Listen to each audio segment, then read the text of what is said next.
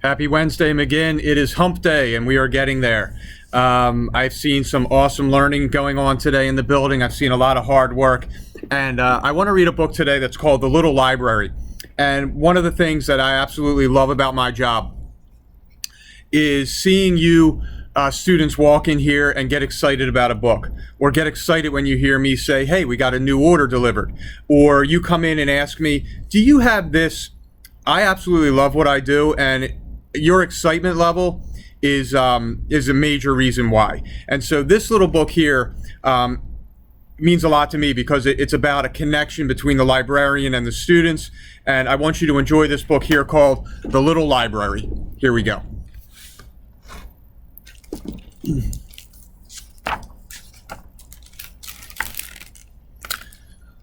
One breezy spring afternoon, Mr. Tiffin told his class, "Our new library is finally open. Time to meet our new librarian."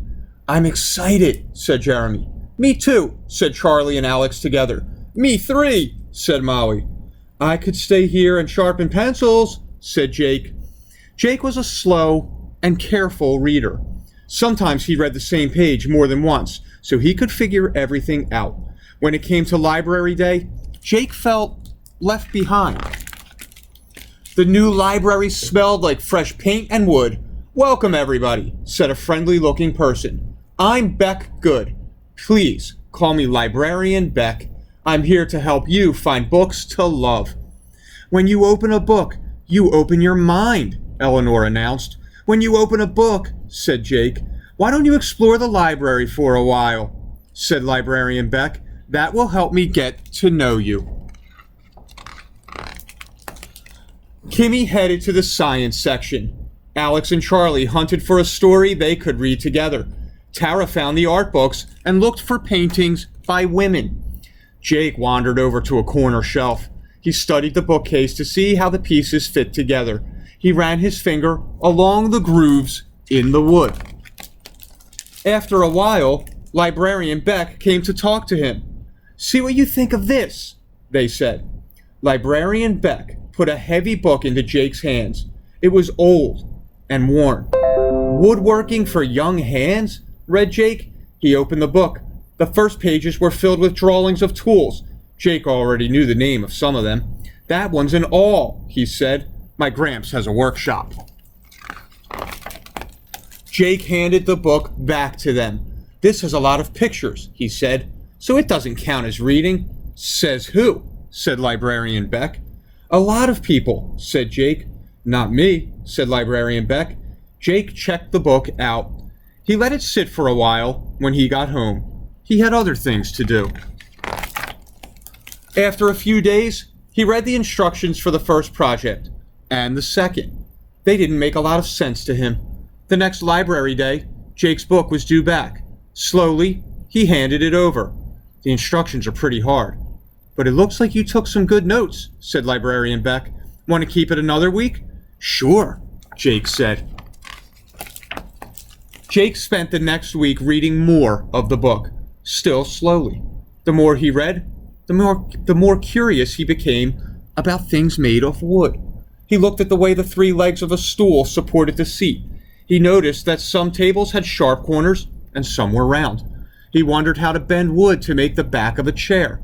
The next 3 library days, Jake renewed Woodworking for Young Hands. Librarian Beck found other books they thought Jake would like, and Jake checked out those too. On a warm, sunny morning, Librarian Beck had an announcement to make. All library books need to be returned before the end of school. That way, the library will be organized and ready when you come back next year. "Wait," Jake said. "The library is closed all summer?" "Of course it is," said Robert. Jake looked down at Woodworking for Young Hands. He hadn't realized he'd have to give it back so soon. That night, Jake had an idea. He turned to a page he had marked in the book and then looked around his house. He found a yardstick, a screwdriver, and some 3-inch screws. Then he called Gramps. Over the next 2 weekends, Jake spent a lot of time in Gramps' workshop. Jake measured and marked plywood. He cut along the lines, Gramps cut along the lines Jake made. Gramps drilled holes. Jake screwed the screws. Jake attached hinges, affixed plexiglass, and painted. Gramps and Jake didn't talk a lot while they worked. They didn't need to. And at last, they were done. On the last library day of the year, Jake brought something very big and very heavy into Mr. Tiffin's classroom. It was covered with a large cloth. "It's for Librarian Beck," he said. Everyone in the class tried to guess what Jake had made. "Looks like a giant bird cage," said Charlie. "Better than that," said Jake. "A dollhouse?" asked Alex. "Nope." Tara and Jeremy helped carry Jake's surprise into the library.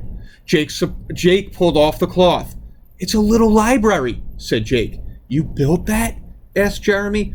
"With help from Woodworking for Young Hands," Jake said, "and my Gramps." "What's a little library?" asked Kimmy.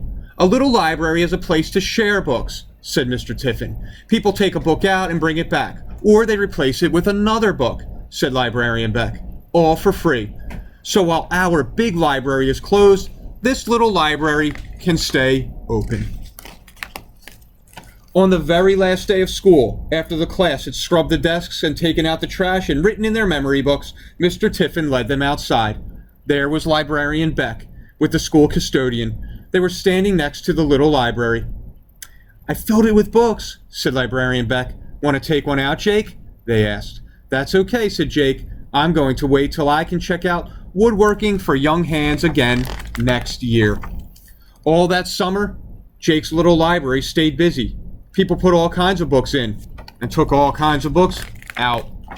One hot day in July, a package arrived for Jake. He tore open the brown paper. Inside was Woodworking for Young Hands. On the first page, he saw this: "Woodworking for Young Hands, withdrawn." And then he saw a note. "Dear Jake, you love this book more than anyone had loved it in a long time. Withdrawn means this book does not belong to the library anymore. It belongs to you. See you next year, and keep reading. Librarian Beck." So I hope you like that story. McGinn, I hope that you see the connection that was made between the students and the teacher. And if there's anything you would ever need from me, it's my job to connect you with books and reading, so make sure you ask. I'll see you tomorrow for our next read aloud. Take care.